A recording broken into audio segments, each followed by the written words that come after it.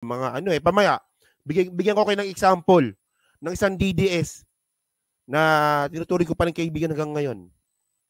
Diba? Sige, doon muna tayo. Sige, doon muna tayo. Kasi nabanggit ko na mamaya na yan si Amy Marcos. Huli na natin si Amy Marcos. Okay. So mga kababayan kasi ito. Pasensya na, no? Pasintabi po sa mga dati kong kaibigan na magkaibigan pa rin tayo.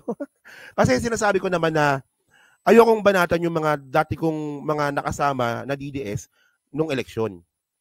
Sabi ko naman yan na ngayon sila, sige, kayong mga DDS vlogger, magkasama tayo dati, and then ngayon, anti-government na kayo, okay lang yan, walang problema yan. Pero ngayon, papangalanan na po natin sila. Constructive criticism lang naman ito. So nagsimula po kasi ito, no? Salamat dito kay Go Philippines, no? Dapat dalawa lang yung topic ko dinagdagan ko na po ng 3 dahil nga po dito. So ngayon po mga kababayan, no, nung mga nakarang araw po kasi, si Atty. Trixie Cruz Angeles ay tinanggal po. Sabi nila suspendido, pero tinanggal po siya sa karambola. At yung karambola po ay galing po yan sa Aliw DWIZ. So ito sample po ng DDS, kita nyo, di ba? Hindi ko na binoblurred yung mga pangalan nila. So sabi dito, no, it looks like Atty. Trixie Cruz Angeles as program host of Karambola ends rather abruptly. Okay. Her picture has been removed from the radio program banner and her name has been deleted in the Karambola jingle. O, di ba? So, ngayon kasi mga kababayan kasi, kung totoong suspendido lang po talaga si Zoraida, sorry. Naalala ko kasi si Maharlika Si Maharlika nagsabi na Zoraida daw po si Atty. Trixie So, naalala ko lang, no?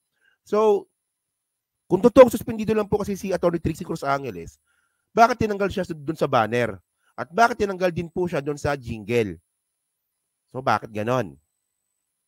So, bukod nga po dyan, nag-post din po itong si Boy Corriente, si Mark Lopez, no? Why is Trixie Cruz Angeles absent in Karambola kanina, anyari? Di ba? Medyo panis na itong balita na to So, totoo naman, kung makikita nyo naman dati, no, ito yung before and after. Nung una, nandyan po si Atty. Trixie. Nung pangalawa, wala na. So, ngayon, ang sinasabi ngayon ng mga DDS, tinanggal daw po si Atty. Trixie at yung may pasimuno daw po, si First Lady Lisa Marcos. Kita nyo, di ba? At wala silang ebidensya. Wala. Basta lahat ng mga nangyayari na hindi nila gusto, sinisisi po nila kay First Lady Lisa Marcos. Actually, kung totoo naman, okay lang yun. Totoo, tanggapin natin. Yun nga lang, walang ebidensya So, kung maalala din po natin mga kababayan, last year, si Atty. Trixie Cruz Angeles ay nasuspindi din po bilang isang abogado. July 19, 2023, no? At ang na-content ko na to, nakalimutan ko lang Ang reason ata nito, dinimanda siya ng dati niyang kliyente. Kasi yung kaso regarding sa annulment na kumuha or naningil ng sobrang laking pera si Atty. Trixie para po sa annulment process, tapos hindi naman pala natuloy yung annulment. So nagdemanda yung kliyente niya. So ang ending, nasuspende siya. Yan. So ngayon mga kababayan, no, pakita ko sa inyo, no, ito ano naman to tinakpan ko yung mukha niya, pero kilala niyo naman kung sino to. Si Maui. Si Maui Spencer, no? Ito ano naman to, mabait naman. Ito, alam ko lang, no. Alam ko galit kayo sa mga vlogger na to Pero to be fair naman, nung kahit papaano sa maiksing panahon na nakasama ko sila, mababait naman to mga to. Yun nga lang, nagkupal lang talaga. So meron dito si Maui at saka si Mami Pebbles. Si Pebbles. So ngayon dito nila pinagkalat. Actually hindi lang siya nagkalat Nakita ko rin to sa mga ibang mga DDS vlogger na yung binibintangan po talaga nila kung bakit nga po na tinanggal si Atty. Trixie Cruz Angeles sa Karambola ay si First Lady Lisa Marcos. At wala silang ebidensya. Ang ebidensya niya, si Pebbles lang din. Ito. Panoorin na lang po natin, no? Sige. Bago natin panoorin yung video ni Atty. Trixie, ang dami ko kasing nakita ng mga posts na feeling ko siya yung tinutupot. Biktima na naman. May bagong biktima na naman si Nana. Eto, kilala niya si Nana, yung pandak dyan sa may tabing ilog Pasig na malaking bahay. Di ba? Ay nako, wala pa ako sa puntong gusto na mamemersonal ako kasi kahit paano naman naging okay naman tayo dati. Pero bastos eh. So ito no, di ba binabanggit niya nga dito, siyempre kilala niyo naman kung sino yung Onanay. Si First Lady Lisa Marcos yon.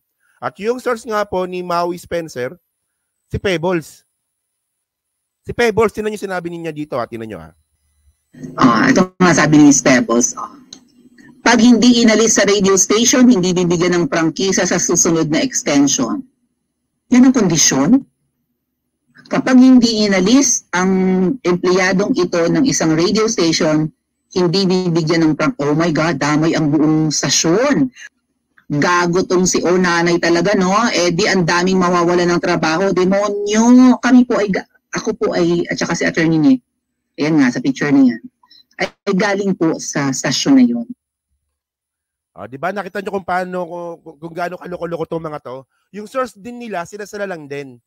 Kung makita nyo nga po yung pattern po ng mga DDS, ang gagawin nila, ang source nila isa. Pagkatapos, yung source na yan, na wala naman talagang ebidensya, ibabalita nila yan sa mga channel nila, sa mga Facebook nila, sa mga content nila. Magsisirculate po yung balita na yan. At syempre, lahat na nga po sila nagko-content, syempre kung tatanga-tanga ka, maniniwala ka. Ganyan po talaga yung style nila eh. Napansin ko yan eh. Yung source nila, wala namang ebidensya, tapos, isi-circulate po nila. Sila lang din po yan. Kasi nga po, ako naniniwala naman po kasi ako, yung isang kasinungalingan, kapag inulit-ulit mo po yan, nagiging totoo po yan sa utak po ng mga nakakapanood or nakakapakinig. Ganyan po yung style nila. So ngayon, i-debunk na natin to, no?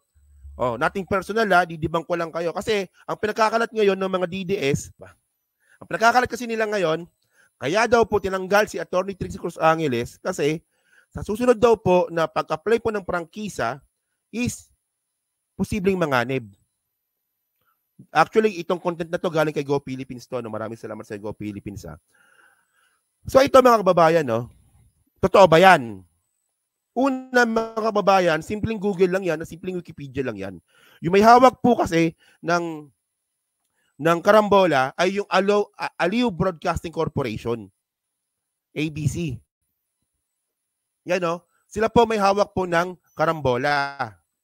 So, mga kababayan po kasi, sila po ay nakapag-file po at inaprubahan po ang kanilang prangkisa. Basahin ko na, no? Okay? On May 3, 2016, President Benigno Aquino III signed Republic Act number 10790, an act amending the franchise of Aliw Broadcasting Corporation and renewing, extending the term thereof to another 25 years. Years that shall take effect on April 13, 2017. So anong sinasabi ninyo? Di ba? Wala silang pakialam kahit na mag-fake news sila. Mga buwaka ng ina ninyo, mga bakla kayo. Ay, wiset. Hindi nga, nakakainis eh. Tahasang fake news ito. Tahasang panloloko sa mga tao ito. Ako sinasabi ko na magpipigil ako, yun nga lang, nung nabasa ko ulit, nabisit ako, mga bakla kayo. Hindi nga, di ba? Wala silang pakialam. Kahit mag-fake news sila. Basta, ang importante sa kanila, siraan nila ang administrasyon na to. Anong sinasabi ninyo? Na kapag hindi tinanggal si Attorney Trixie sa karambola, manganganib po yung prangkisa. Paano manganganib? Kakarinyo lang nila. Kailan matatapos yan? 25 years, 2,000, mahina ako sa mate. Ipa-plus-plus ko pa dito. Walang iya talaga. Ipa-plus-plus ko pa dito mga tangin na nyo.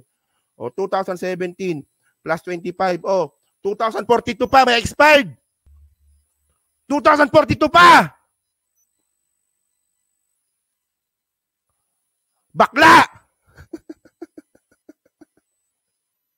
Hindi nga, nakakainis eh. Tanga. At mas tanga mga kababayan, yung naniniwala dito. Sabi ko, ayoko mang away eh. Hindi kasi mga kababayan kasi, di ba, tinawag niyang gaga, tinawag niyang gago, nagkalat ng fake news, pagkatapos hindi naman pala totoo. To be fair, mababait naman yung mga yan. Pero, putang ina naman, no? Fake news yung ginawa ninyo eh. Hindi nga. Ito lang kasi pinupunto ko dito mga kababayan eh. Sige, siraan ninyo yung gobyerno. Siraan, ito yung sinasabi ko sa inyo eh. Siraan ninyo lang problema. Sige, kapag kayo nagtagumpay kayo, nasiraan po yung gobyernong ito, magsasuffer din po Pilipinas. Kasi nga po, kapag tayo po, no, sige, tanggapin na natin, Sara Duterte for President kayo, tanggapin na natin yan. Una kasi, kapag si PBBM po ay natanggal po sa pagka-presidente, ang mangyayari po dyan, pinatunayan po natin sa buong mundo na hindi po stable yung political system po natin. Maapektuhan po yung ekonomiya natin. Masisira po yung imahe natin sa buong mundo. So ngayon, kailangan natin i-justify yan. Ako naniniwala naman ako na hindi perfecto si PBBM. Walang perfectong gobyerno, naniniwala ako dyan. Pero yung mga pagkukulang ba ni PBBM, sapat ba na dahilan yan para tanggalin siya sa pagka-presidente niya? Kung kukumpara po natin sa magiging negative effect nito, hindi worth it eh. Hindi talaga worth it mga kababayan. Tapos ipapalit pa natin pro-China pa? Ayan ang hindi ko naintindihan sa kanila eh. Tapos na yung panahon ng mga Duterte. Magkaibang presidente yan, ba't hindi kayo makamove on? So, ang tanong kasi dito, alin ba sa mga sinasabi nila na pag-criticize sa ating presidente ang naging totoo? Ano ba? Pulboron, palpak. Smuggler, palpak, walang ebidensya. Ano pa ba? Ano pa yung mga sinasabi nila? Si Lisa Marcos daw po, nagbigay daw po ng permit sa illegal mining. Palpak. Ano pa ba? Ano pa ba yung mga sinasabi nila? Walang tumama eh. Ay, Diyos ko. Yan na, high blood tuloy ako. Well, diba wala tumama eh. Yung sabi pa ni Bobong Lipunan na yung totoo daw pong tatay nung batang Irene Marcos, si PBBM. Tapos sasabi ni Bagong Lipunan, ay ano ko lang yun, opinion ko lang yun, hindi yun balita. Gago ka ba? Kapag nabigay ka ng opinion, ibig sabihin nun, nagbibigay ka ng information. So yung opinion mo na yan, nagiging balita yan. Hindi nyo pwedeng sabihin na nagbibigay lang kayo ng opinion at hindi yan balita. Bubuy. Ay, pero para sa akin, bahala kayo sa buhay ninyo. Kung trip nyo talaga yan, bahala kayo sa buhay ninyo. Pero kasi mga kababayan po kasi, ito lang no, yung marami po kasi talaga maapektuhan. Kung sakaling mapatunayan po natin sa buong mundo na yung political system po natin ay nagtitrip-trip lang po talaga. Na unstable po yung political system natin. Kasi isipin nyo lang, di ba? Sa dinami-dami po nang nakausap po ni PBBM. Di ba? Ang dami niyang nakadeal. Ang dami niyang pledges na nakuha. So kaya nga po yung mga pledges po na yan, di pa rin po nagpuproceed dyan kasi meron pa po tayong mga restriction po sa ekonomiya natin. Regarding nga po sa Constitution, kaya nga po inamiyandahan ngayon, planong amiyandahan. So lahat ng mga nasimulan po natin presidente, mababaliwala po yan. Nakapag-usap ang Pilipinas sa ibang bansa and then papalitan. So kung kayo yung kausap, anong isipin ninyo? Na ay, hindi pala politically stable ang Pilipinas, hindi na ako makikipag-usap ulit dyan. Tanga, hindi nag-iisip eh. Basta lang makapag-content eh. Thank you po mga kababayan. So salamat po sa mga lumagpas na po kasi no. So thank you po sa iyo diyan kay Loyal kay Richie Daroy no. Salamat. Excuse me, tsaka kay Senomar TV yan.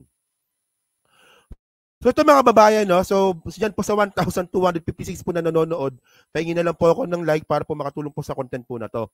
So ito na lang po no, dapat last topic dapat yan si si Maui Dispenser eh.